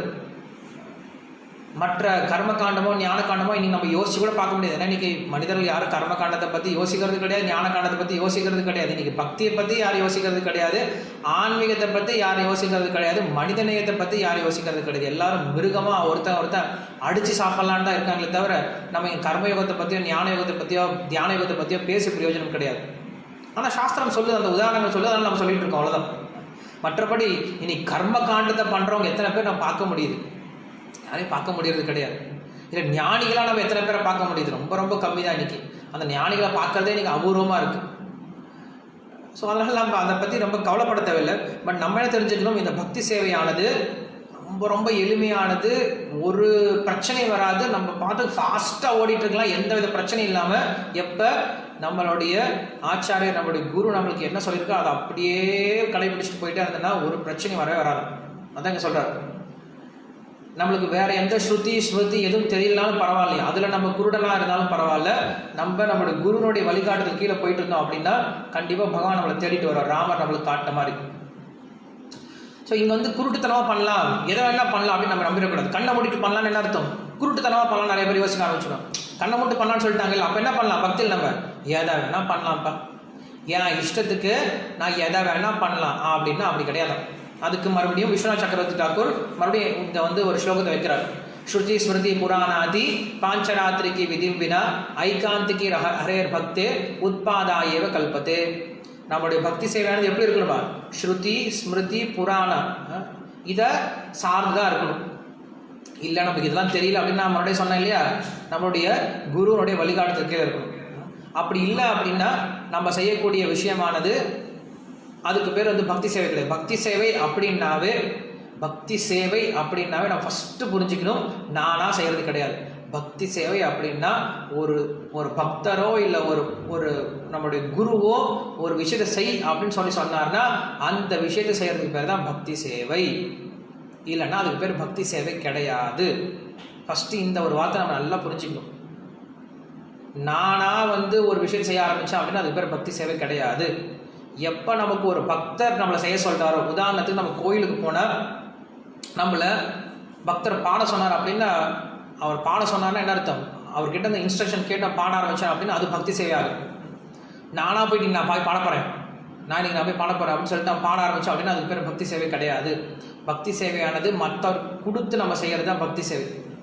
பக்தர்கள் சொல்லியோ இல்லை பகவான் வந்து நம்மளை பிரேஷனை பண்ணியோ இல்லை வந்து குரு நம்மளுக்கு சொல்லியோ செய்கிறதுக்கு பேர் தான் பக்தி சேவை. இப்போ கம்பெனியில் செய்யக்கூடிய வேலை ஒர்க்கிங் அப்படிங்கிறது நம்ம எதை எடுத்துப்போம் அப்படின்னா அந்த கம்பெனி சொல்லக்கூடிய ஒர்க்கு டாஸ்க்கை ஃபினிஷ் பண்ணால் தான் ஒர்க்குன்னு எடுத்துப்பாங்க இல்லையா? அதை விட்டுட்டு நானாக என் வேலையை பண்ணிகிட்ருக்கேன். நான் என்ன பண்ணுறேன், இந்த கூடெல்லாம் பின்னுவாங்க இல்லை, கூடையெல்லாம் பின்னுவாங்க, சில்க் கூடையெல்லாம் ஒயர்லாம் பின்னுவாங்க, இல்லை ஸ்வெட்டர்லாம் போட்டு பின்னுவாங்க. நான் என்ன பண்ணுறேன், அதை எடுத்துகிட்டு போயிடுறேன், கம்பெனிக்கு எடுத்துகிட்டு போயிடுறேன். ஆஃபீஸில் உட்காந்துட்டு ஒயர் கூட பின்னிட்டு இருக்கேன். என்னையா பண்ணுற, ஒயர் கூட பின்னிட்டு இருக்கேன். ஒயர் கூட பின்னிட்டு இருந்தால் யாரும் அந்த வேலைக்கெல்லாம் யாரும் பணம் கொடுக்க மாட்டாங்க இல்லையா? அது வேலையாகாது. அந்த கம்பெனியில் என்ன வேலை சொல்கிறாங்களோ அந்த கம்பெனிக்கு உண்டான வேலையை பண்ணாதான் அந்த வேலையை எடுத்துப்பாங்க. அதே போல் பக்தி சேவை அப்படின்னா நானாக இஷ்டப்பட்டு பண்ணுறதுக்கு பேர் பக்தி சேவை கிடையாது. பக்தி சேவைன்னா முதல்ல குரு சொல்லக்கூடிய விஷயத்தை செய்கிறது தான் பக்தி சேவை. இல்லைன்னா பக்தர்கள் நமக்கு பிரத்யட்சமாக அவங்க தான் இருக்காங்க, அவங்க சொல்லக்கூடிய விஷயத்தை செய்கிறதுக்கு பேர் தான் பக்தி சேவை, தவிர மற்ற விஷயம் கிடையாது. இது நம்ம ரொம்ப நல்லா புரிஞ்சுக்கணும்.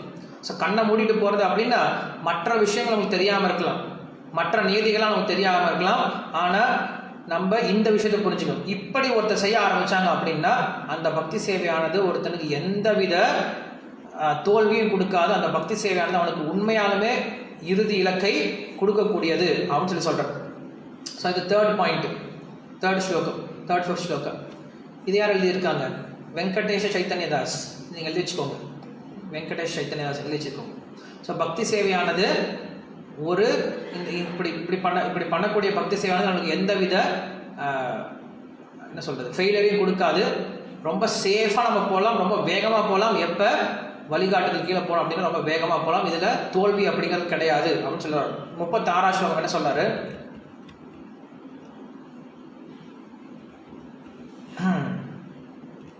இந்த ஸ்லோகம் வந்து வேற ஒரு இடத்துல கூட நான் கேள்விப்பட்டிருக்கேன், எங்கன்னு தெரியல, உங்களுக்கு யாராவது தெரிஞ்சா சொல்லுங்க. காயேன வாச்சா மனசேந்திரியைவ புத்தியாத்மவான ஸ்ருதியே ஸ்வபாவாத் கரோதி யத் சகலம் பரஸ்மை நாராயணாயேதி சமர்ப்பயாமி. இந்த ஸ்லோகம் நிறைய இடத்துல கேள்விப்பட்டிருக்கும். இந்த ஸ்லோகம் வேற ஒரு சில புராணங்கள் கூட வருது, எங்கன்னு தெரியல எனக்கு. பட் இந்த ஸ்லோகத்தை இங்கேயும் வருது. நம்ம செய்யக்கூடிய ஒவ்வொரு செயல்களும்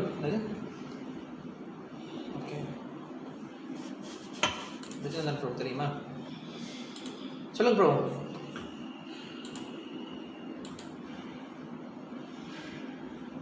விஷ்ணு சஹஸ்ரநாமம் கடைசியில இது சொல்றது அண்ட் நார்மலா பூஜை எல்லாம் பண்ணி முடிச்ச பிறகு கடைசியில இதை சொல்றது.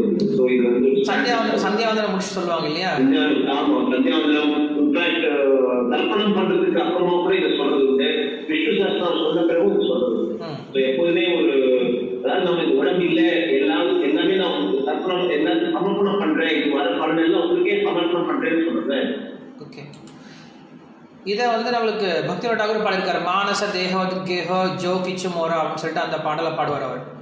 என்னுடைய மனசால வாக்குனால உடலால செய்யக்கூடிய எல்லா விஷயத்தையும் என்ன பண்ணுங்க, நீங்க நாராயணனுக்கு சமர்ப்பணம் பண்ணுங்க அப்படின்ட்டு இந்த ஸ்லோகம் சொல்லுது. காயேன வாச்சா மனசேந்திரியைவா. இந்த ஸ்லோகம் வந்து கத்துக்கிட்டா நல்லது எல்லாரும்.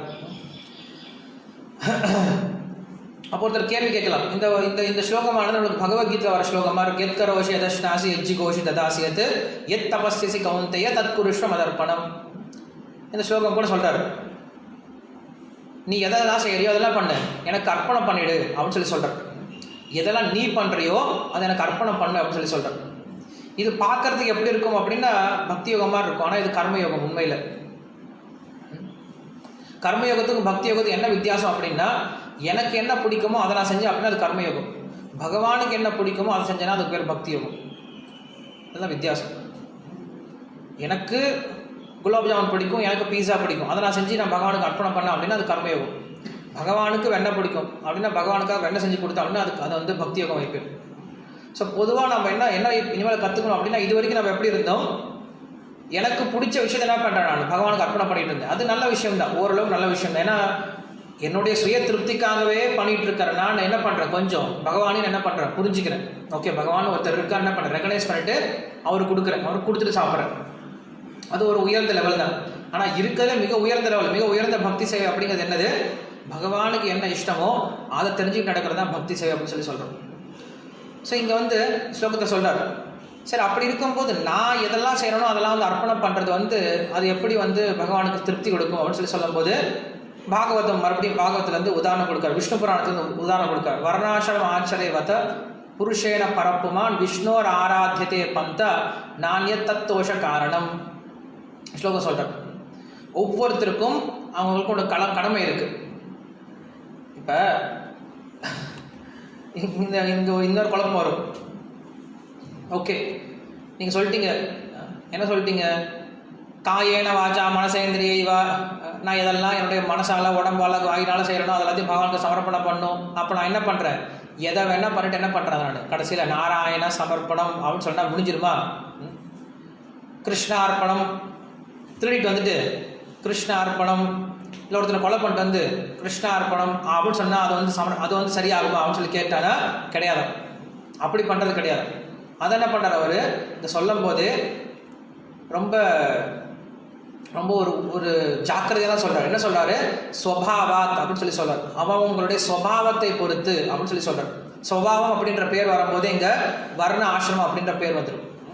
அவங்களுடைய ஸ்வபாவத்தை பொறுத்துன்னு சொல்லி சொல்றாரு. ஏன்னா ஒவ்வொருத்தருடைய ஸ்வபாவத்தை பொறுத்து அவங்களுக்கு என்ன கொடுத்துருக்கு, ஒரு கடமை நியமிக்கப்பட்டிருக்கு.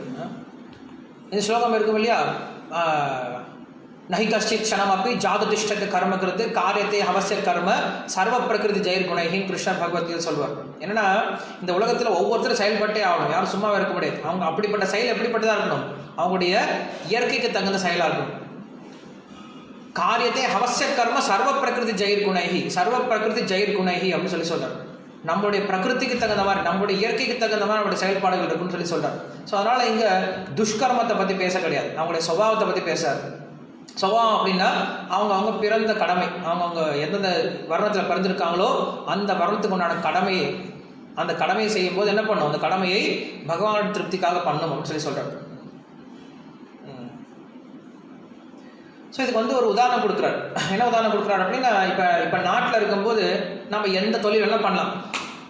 கவர்மெண்ட் சொல்லிட்டு நீங்கள் எந்த தொழில் வேணால் என்ன பண்ணலாம், பொழைச்சிட்டு இருக்கலாம், நீங்கள் எந்த தொழில் வேணால் செஞ்சு பொழைச்சிக்கலாம் அப்படின்னு சொல்லி எந்த தொழில் வேணால் செஞ்சு பொழைச்சிக்கலாம். அப்படின்னா திருடியோ கொலை பண்ணியோ இல்லை போய் பேங்கை திருடிட்டு வந்தோ அந்த மாதிரி தொழில் பண்ணி பொழைச்சிக்கலாம்னு சொல்ல, அந்த மாதிரி தொழில் வந்து எந்த ஒரு கவர்மெண்ட் ஒத்துக்காது.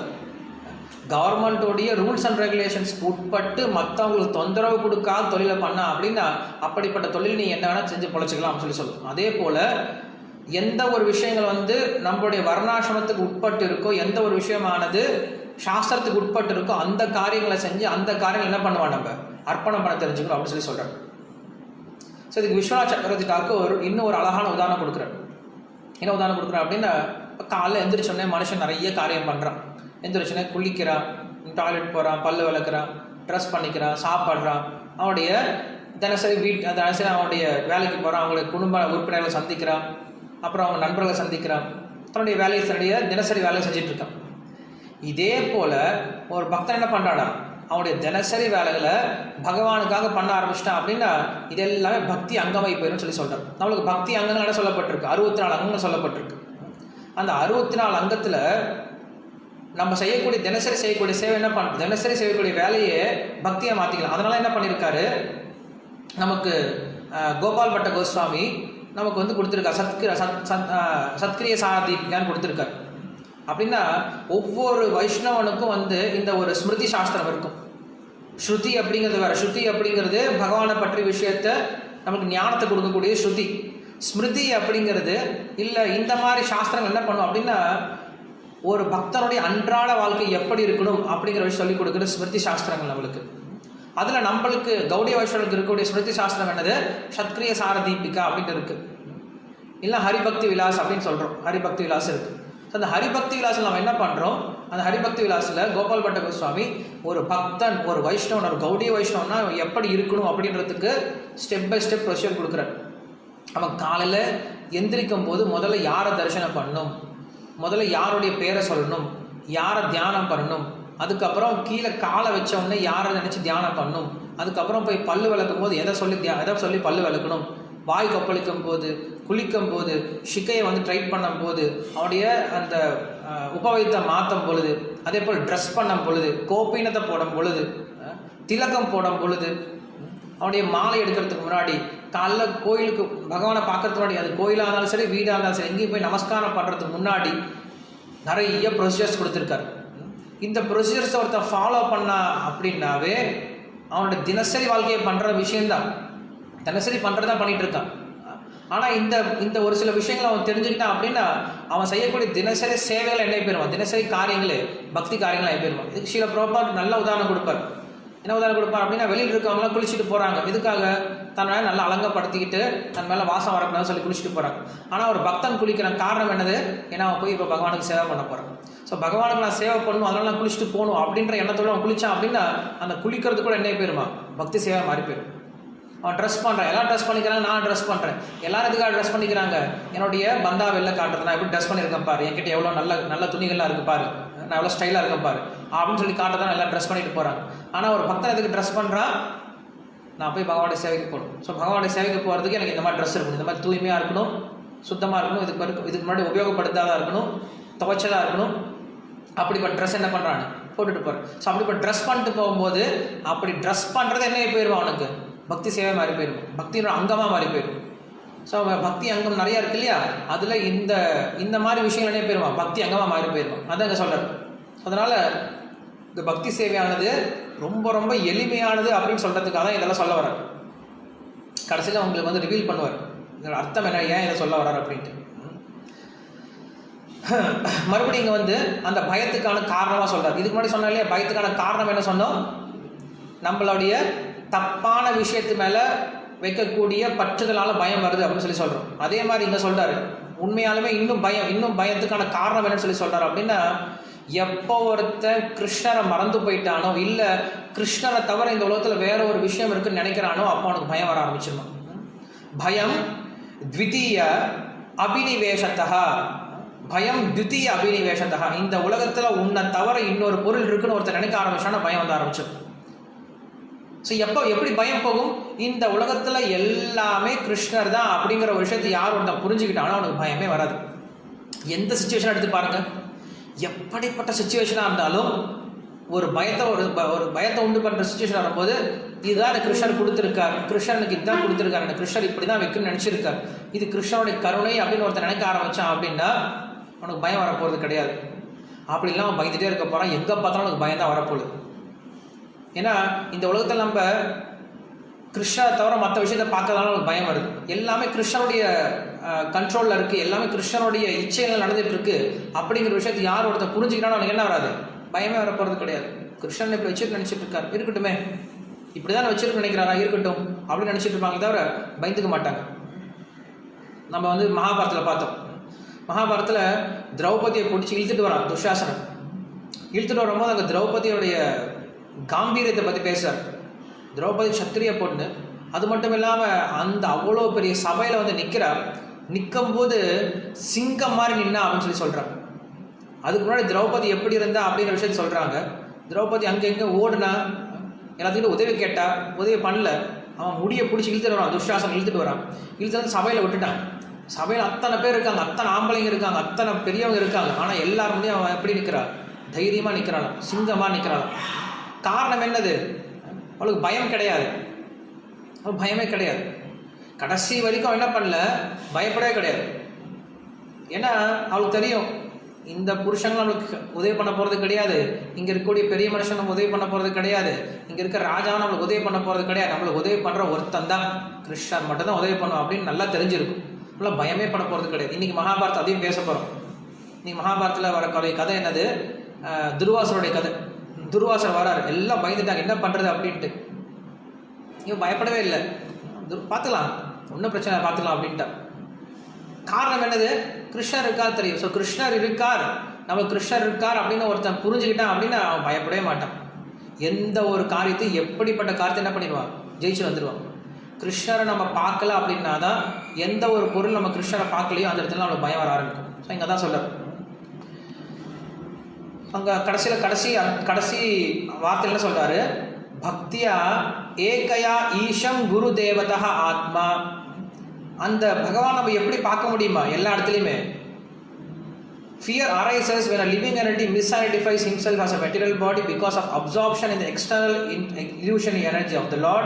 When the living entity thus turns away from the Supreme Lord, he also forgets his own constitutional position as a servant of Lord. This bewildering, fearful condition is affected by the potency for illusion called Maya. Therefore, an intelligent person should engage unflinchingly in the unalloyed devotional service of the Lord under the guidance of a bona fide spiritual master, whom he should accept as worshipable deity and his very life and soul. So இங்க தான் சொல்றாரு, ஒருத்தர் மாயை கண்டு பயப்பட தேவையில்லை. எப்போ அவர் எப்பயுமே பகவானுடைய சேவையில இருக்காரோ அவர் மாயை கண்டு பயப்பட தேவையில்லை அப்படின்னு சொல்றாரு. ஏன்னா பகவான் அவர் பார்க்க ஆரம்பிக்கும் போது மாயை அவர் இருக்க போறது கிடையாது, மாயம் இருக்க போறது கிடையாதுன்னு சொல்றாரு. இது வந்து 37ஆம் ஸ்லோகம். 38ஆம் ஸ்லோகம் வந்துட்டோம் நம்ம. ஓகே, இங்க மறுபடியும் வந்து இந்த பயத்துக்கான விஷயம் சொல்றாரு. இந்த பயம் எப்படி போக்குறது அப்படிங்கிறது கொஞ்சம் டெக்னிக்கலா சொல்றாரு. இந்த பயத்தை போக்குறதுக்கான டெக்னிக்கல் விஷயம் சொல்றாரு. என்ன சொல்றாரு, இந்த உலகத்துல பயம் ஏன் வருது, எப்படி இருக்கும் அப்படின்னு சொல்றாரு. ஒரு உதாரணம் சொல்றாரு. இங்க அவர் உதாரணம் சொல்றாரு. என்ன பண்றான், நல்லா தூங்கிட்டு இருக்கான். தூங்கிட்டு இருக்கும்போது திடீர்னு கனவுக்குள்ள போயிடுறான், கனவுலோகத்துக்குள்ள போயிடறான். அந்த கனவுலோகத்துல அவனுக்கு ஒரு பின்னாடி ஒரு பெரிய ஒரு நாய் துரத்திட்டு வருது. அப்படின்னா ஓடுற பின்னாடி நாய் குறைச்சிக்கிட்டே வருது. ஓடுறான். அவனை நிற்கவே முடியல. அவனாலும் ஓடிட்டே இருக்கான். கடைசியில் போய் ஒரு முட்டு சந்தில் போய் மாட்டிக்கிட்டான். முட்டு சந்தில் மாட்டி நாய் பார்க்குது. மாட்டினியா இப்போ எங்கே ஓட போகிறேன் அப்படின்னு சொல்லிட்டு நாய் பக்கத்தில் வருது. நாக்கை தொங்க போட்டுட்டு பெரிய பெரிய பல்லு அப்படியே எச்சி ஊறுது. ரொம்ப நாளாக நான் சாப்பாடு இல்லாமல் இருக்கேன். நல்ல ஒரு இது மாட்டுச்சு. நல்லா லாக்டவுன் நல்லா சாப்பிட்டு நல்லா கொளுத்துருக்கான். இப்போ இவனை சாப்பிட போகிறேன்னு சொல்லிட்டு என்ன பண்ணுது, வருது. பக்கத்தில் வந்துருச்சு. நம்மளை கவ்வ போது எந்திரிச்சான் அப்படின்னா எப்படி இருக்கும், அவனுக்கு ஒரு பெரிய ரிலீஃப் இருக்கும். ஸோ இங்கே வந்து என்ன சொல்றது, பாகவதம் என்ன சொல்கிறாரு, இந்த விஷயம் என்ன கவி ரிஷி என்ன சொல்கிறார் அப்படின்னா, இப்படிப்பட்டதான் நான் பயமும் அப்படின்னு சொல்கிறேன். உண்மையில் அந்த கனவுல இருக்கும்போது அது நம்மளுடைய உடல் கிடையாது. ஆனால் மனசு என்ன பண்ணுது, நம்மளை வேற ஒரு உடலோட நம்மளை அடையாளப்படுத்திக்குது. அப்படி வேற ஒரு உடலை அடையாளப்படுத்திக்கும் போது நான் பயந்துட்டு ஓடிட்டு போயிட்டு இருக்கோம். எப்போ நம்ம அந்த உடலை விட்டுட்டு நம்மளுடைய உண்மையான உடலுக்கு வந்துட்டோமோ அப்போ என்ன ஆயிடுது, பயம் ஒரு க்ஷணத்தில் ஓடி போயிடுது. அதே போல தான் இப்போ என்ன பண்ணுது, இந்த மனசானது உள்ளே உட்காந்துட்டு நம்மளையும் இந்த உடம்பையும் என்ன பண்ணுது, ஒட்டி வச்சு நீ தாண்டா இது, நீ தான் இதுன்ட்டு ஒன்று நம்ப வச்சுக்கிட்டே இருக்கு.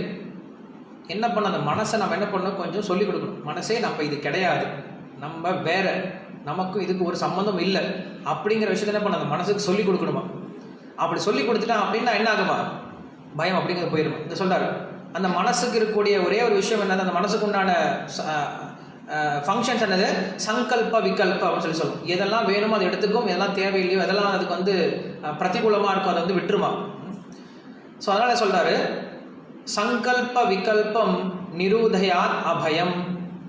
ஒருத்தனுக்கு அபயம் எப்படி வரும் அப்படின்னா, இந்த சங்கல்ப விகல்பத்தை விடுறதுனால, இந்த மனசை வந்து சரி பண்றதுனால ஒருத்தனுக்கு என்ன ஆகுமா, இந்த பயத்துல இருந்து அவன் வெளில வர முடியும் அப்படின்னு சொல்றாரு. ஓகே,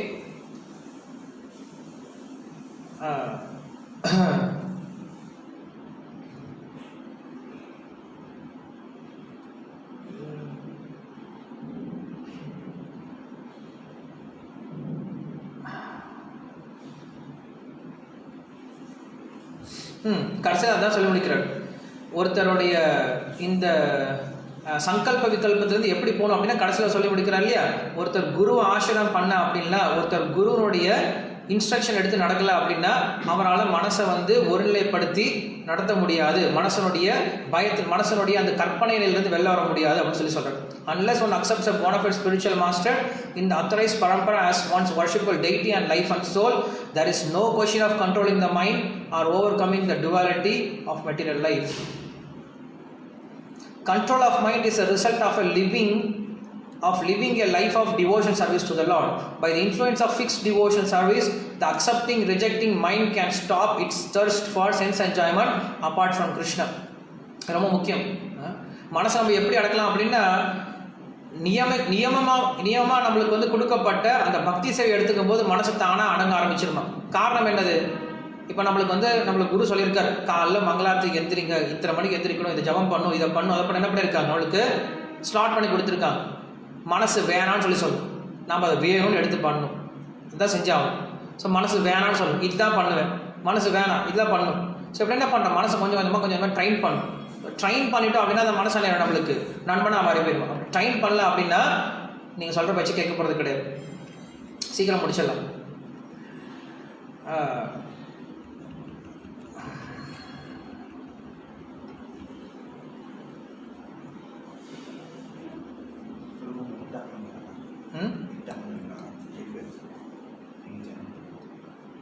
இங்கே ஆன் பண்ண தான் நாங்கள் ஆன் பண்ண முடியும். இன்னும் முடிச்சுட்டு போயிடலாம், 10 minutes தான் இருக்கா. Sing சொல்றார், an intelligent person who has controlled his mind and conquered fear should give up all attachment to material objects as wife, family, nation, and should wander freely without embarrassment, hearing and chanting the glories of the holy names of the Lord, the bearer of the chariot wheel. The holy names of Krishna are all auspicious because they describe his transcendental birth and activities which he performs within this material world for the salvation of the conditioned souls. Thus, the holy names of the Lord are sung throughout the world. So என்ன சொல்கிறாரு, ஒருத்தர் தன்னுடைய மனசை என்ன பண்ணுறாரு, okay மனசை கொண்டு வந்துட்டார், மனசை வந்து ட்ரெயின் பண்ணிட்டார். அப்போ ட்ரெயின் பண்ண என்ன பண்ணும் அப்படின்னு சொல்கிறார். வெறும் மனசை கட்டுப்படுத்துறது மட்டுமே நம்மளுடைய வேலை கிடையாது. ஏன்னா யோகா சூத்திரத்தில் நம்ம சொல்லுவாங்க, பதஞ்சலி யோகா சூத்திரம் சொல்லுவார், யோகம் அப்படின்னா என்னது, அங்கங்கே சுற்றிட்டு இருக்கக்கூடிய சித்தத்தை சித்த விருத்தி நிரோதகா யோகா அப்படின்னு சொல்லுவார். சித்த விருத்தி நிரோதகா யோகா, சித்தத்தை, சித்தம் அப்படின்னா மனசு, அங்கங்கே ஓடிட்டு இருக்கக்கூடிய மனசை தடுத்து நிறுத்தத்துக்கு பேர் தான் யோகம் அப்படின்னு சொல்லுவார். ஸோ அப்படி தடுத்து நிறுத்த முடியுமா அப்படின்னா முடியாது. அதுதான் அதுதான் இங்கே வந்து சொல்கிறார், ஒரு உபாயம் சொல்கிறாரு, நீங்கள் மனசை தடுத்து நிறுத்த முடியாது, அந்த மனசை என்ன பண்ணுங்க, சேனலைஸ் பண்ணி விடுங்கன்னு சொல்கிறார். எங்கே சேனலைஸ் பண்ணி விடுமா, பகவானுடைய நாமத்தில் சேனலைஸ் பண்ணி விடுங்கன்னு சொல்கிறார். ஸ்ருண்வன் அப்படின்னு சொல்கிறார். காயன் விலஜ்ஜோ விரச்சேத் அசங்கஹா. ஸோ எப்படிப்பட்ட சாண்டிங் இருக்கணுமா அவனுக்கு, அசங்கஹா அப்படின்னு சொல்கிறார். நம்முடைய என்ன சொல்கிறது, ஹரிநாம அபராதங்களில் வந்து 10வது அபராதம் என்னது, ஸ்ருதேபி நாமஹாத்மியே யப்ரீதி ரஹிதோ நரஹ அகம் மமாதி பரமோ நாம்னி சோபிய பராத கிருத். அப்படின்னா இந்த பகவானை பற்றிய விஷயங்கள் இவ்வளவு கேட்ட பின்னாடியும் இந்த உலகத்து பொருள் மேல் நம்ம எப்போ பற்றோடு இருக்கமோ அப்போ நம்மளுக்கு ஹரிநாமம் அப்படிங்கிறது வேலை செய்யாது அப்படின்னு சொல்கிறார். ஸோ இந்த உலக பற்றுலேருந்து விடுபட்ட பின்னாடி ஒருத்தர் என்ன பண்ண முடியுமா, அப்படி அசத் சங்கத்திலிருந்து விடுபட்ட பின்னாடி ஒருத்தர் பண்ணக்கூடிய ஜபமானது அவனுடைய மனசை ஒரு பக்கமாக இழுத்துட்டு போகும், கிருஷ்ணர் பக்கம் இழுத்துட்டு போகும் அப்படின்னு சொல்கிறார். ஸோ அதான் சொல்ல, to be successful in this program, ஒருத்தர் வந்து இந்த ஹரிநாமத்தில் வெற்றி பெறணும் அப்படின்னா என்ன பண்ணுமா, அவன் விஷயாச்சாதியே அப்படின்னு சொல்கிறார். விஷய சுகத்திலேருந்து வெளில வரணும். விஷய சுகத்திலேருந்து வெளில வராமல் அவன் சாண்டிங் பண்ணாலும் ஹரிநாமத்தை பண்ணாலும் அதனால் ஒரு பிரயோஜனம் கிடையாது அப்படின்னு சொல்கிறார். ஓகே, ஸோ அதனால நம்ம சைத்தன்ய மகாபிரபு சொல்றாரு, ஒரு வைஷ்ணவனுடைய மிக முக்கியமான குணம் என்னது, அசத் சங்க சாகி வைஷ்ணவ ஆச்சாரம் அப்படின்னு சொல்றாரு. ஸோ வைஷ்ணவன் அப்படின்னா அவனுடைய முதல் குணம் எப்படி இருக்கணும், இந்த அசத் சங்கத்திலேருந்து வெளில வரணும் அப்படின்னு சொல்றாரு. அப்படி அசத் சங்கத்திலேருந்து வெளில வந்துட்டு ஒருத்தன் சாண்டிங் பண்ணான் அப்படின்னா அந்த சாண்டிங்கானது அவனுடைய மனசை கட்டுப்படுத்தும். அந்த மனசு கட்டுப்பட்டுச்சு அப்படின்னா அவன் பயத்திலேருந்து வெளில வர முடியும். அப்படிப்பட்ட பயத்திலேருந்து வெளில வந்துட்டான் அப்படின்னா அதுதான் இருக்கிற ரொம்ப சிறந்தது, இந்த உலகத்தில் ரொம்ப சிறந்த விஷயம் சொல்கிறார். ஸோ அதை சொல்கிறதுக்கு முன்னாடி நான் இந்த ஒரே ஒரு கொஸ்டினை மட்டும் இங்கே முடிச்சிடுறேன். ஏன்னா இன்னைக்கு இந்த ஒரு கொஸ்டினை முடிக்கணும், 10 ஸ்லோகத்தை முடிக்கணும். இது ஒரே ஒரு ஸ்லோகத்தோடு நான் முடிச்சேன். கடைசியில் 42வது ஸ்லோகம், 43வது ஸ்லோகத்தோடு இந்த ஆன்சர் முடியுது. பட் 42வது ஸ்லோகம் தான் ரொம்ப முக்கியம். பிரபுபாத் இந்த ஸ்லோகத்தை அடிக்கடி சொல்லுவார், பக்திஹி பரிஷானுபவ விரக்திர் அந்யத்ர ஸ்யாத் திரையேக காலஹா அப்படின்னு சொல்லுவார். இந்த ஸ்லோகம் உங்களுக்கு அதிகமாக கேள்விப்பட்டிருக்கு. துஷ்டி புஷ்டி க்ஷுப்தி ஆப்பியோ அனுகாசம். என்னன்னா உனக்கு எது நல்லது, இருக்கிறதுலே சிறந்தது எதுரா அப்படின்னு கேட்டான் அப்படின்னா இருக்கிறதுலே சிறந்தது எப்போ தெரிஞ்சுக்கலாம் அப்படின்னா அவனுக்கு தான் தெரியும் எப்போ சிறந்தது அப்படின்ட்டு. அவன் தான் உணர்வு எது சிறந்தது அப்படின்ட்டு. மற்றவன் சொன்னால் புரியாது. உனக்கு இது நல்லது, உனக்கு இது நல்லது, உனக்கு இது நல்லது புரியாது. எப்போ அவனா உணர்றானோ எனக்கு உண்மையில் அது நல்லது அப்படிங்கிறது எப்போ உணர்றானோ அப்போ தான் புரிய ஆரம்பிக்கும் அவனுக்கு. உண்மையில் அது நல்லது புரிஞ்சுப்பான். எப்படி சொல்கிறார், உதாரணம் சொல்கிறார். ஒருத்தன் நல்ல பசியோடு இருக்கான். ஸோ பசியோடு இருக்கும்போது நீ சாப்பிட்டா உனக்கு குணம் வைக்கணும், நீ சாப்பிட்டா உனக்கு சுகமாக இருக்கும், நீ சாப்பிட்டா சுகமாக இருக்கும்னு சொன்னால் அவனுக்கு புரிய போகிறது கிடையாது. என்ன பண்ணும், அவன் சாப்பிட ஆரம்பித்தானா என்ன ஆகுமா, அவன் பசி குறைய ஆரம்பிக்கும், உடம்புல ஸ்ட்ரென்த் வர ஆரம்பிக்கும், பசி போக ஆரம்பிக்கும், இதெல்லாம் தானாக நடைபெற ஆரம்பிக்கும். இது நடந்துடுச்சு அப்படின்னா அவனுக்கே புரிய ஆரம்பிக்கும், நான் நல்லா சந்தோஷமா இருக்கேன் அப்படின்ட்டு. அதனால பக்தியில் நான் முன்னேறிட்டு இருக்கேனா, பக்தியில் நான் எப்படி முன்னேறுது, பக்தியில் முன்னேறது உங்களுக்கே தெரியும். எப்படி தெரியும்? பக்தி சேவை செய்ய செய்ய செய்ய செய்ய என்ன ஆகுமா, கொஞ்சம் கொஞ்சமாக நீங்கள் ஆனந்தத்தை உணர்றது நீங்களே உணர முடியும். உங்களுடைய ஆனந்தத்தை நீங்களே உணர முடியும். மற்ற யாரும் வந்து உங்களை செக் பண்ணிட்டு இருக்க முடியாது, உங்கள் இதயத்தில் போன்னு சொல்ல முடியாது. ஆனால் ஒரே ஒரு கேரக்டர் சொல்கிறார், நீங்கள் பக்தியில் முன்னேறிட்டு இருக்கீங்களா, நீங்கள் பக்தியில் முன்னேறினீங்க அப்படின்னா உங்களுடைய ஆனந்தத்தை நீங்களே உணர முடியும், அந்த பயமற்ற தன்மையை நீங்களே உணர முடியும். அந்த நான் பக்தியில் முன்னேறிட்டு இருக்கேன் அப்படிங்கிறதுக்கு அடையாளம் என்னது, எது வந்து மெஷர்மெண்ட் அப்படின்னு சொல்லி சொல்கிறாருன்னா, அதுக்கு இங்கே ஒரே ஒரு சின்ன வேர்டு சொல்கிறார், பக்திஹி பரிஷானுபவ விரக்திஹி அந்யத்ர ஸ்யாத் அப்படின்னு சொல்லி சொல்றார். ஒருத்தன் பக்தியில் முன்னேறிட்டு இருக்கான் அப்படிங்கிறதுக்கான அடையாளம் என்ன அப்படின்னா, விரக்திஹி அந்யத்ர ஸ்யாத். மற்ற விஷயத்தில் அவனுக்கு என்ன வருமா, விரக்தி வந்துடுமா, பற்றின்மை வந்துடுமா. ஸோ எப்போ நம்ம மற்ற உலக சுகத்திலிருந்து நம்ம கொஞ்சம் கொஞ்சமாக விடுபட ஆரம்பிக்கிறோமோ, அந்த சுகத்திலிருந்து விடுபட ஆரம்பிக்கிறோமோ, அப்போ தான் ஒருத்தன் பக்தியை உணர ஆரம்பிக்குது, அப்போ தான் பக்தியில் அவன் முன்னேறிட்டு இருக்கான்னு அர்த்தம். அப்படி பக்தியில் முன்னேற ஆரம்பிச்சிட்டான் அப்படின்னா அவன் சந்தோஷமாக இருக்கிறான், அதான் அவனுக்கு இருக்கிறதுலையே ரொம்ப சிறந்தது அப்படின்னு சொல்லி சொல்கிறான். ஸோ நம்ம நிறையா பாயிண்ட்ஸ் சொல்லியிருக்கோம். இந்த பாயிண்ட்ஸ் எல்லாத்தையும் செக்ரிகேட் பண்ணி வச்சுருங்க. நாளைக்கு நம்ம கிளாஸ் ஆரம்பிக்கும் போது இந்த ஃபஸ்ட்டு கொஸ்டினுக்கான ஆன்சர் என்ன அப்படிங்கிறது மட்டும் நம்ம பார்த்துட்டு நாளைக்கு அடுத்த கொஸ்டினுக்கான ஆன்சரை பார்க்கலாம். இது கதை கிடையாது, கண்டிப்பாக ஃபிலாசபியாக தான் இருக்கும். ஃபிலாசபினா இப்படி தான் இருக்கும். ஸோ கொஞ்சம் இருக்க முயற்சி பண்ணுங்கள். நாளைக்கு நீங்கள் கொஞ்சம் படிச்சுட்டு வந்தீங்கன்னா நம்ம இன்னும் படிக்கிறதுக்கு ஈஸியாக இருக்கும். முடிஞ்ச வரைக்கும் நான் கொஞ்சம் கொஞ்சமாக கதை சொல்ல முயற்சி பண்ணுறேன். ஸோ நீங்களும் பார்ட்டிசிபேட் பண்ணிங்கன்னா உங்களுக்கும் ஈஸியாக புரியும். கிரந்தராஜ் ஸ்ரீமத் பாகவதம் கி ஜெய், ஸ்ரீல பிரபுபாத் கி ஜெய்.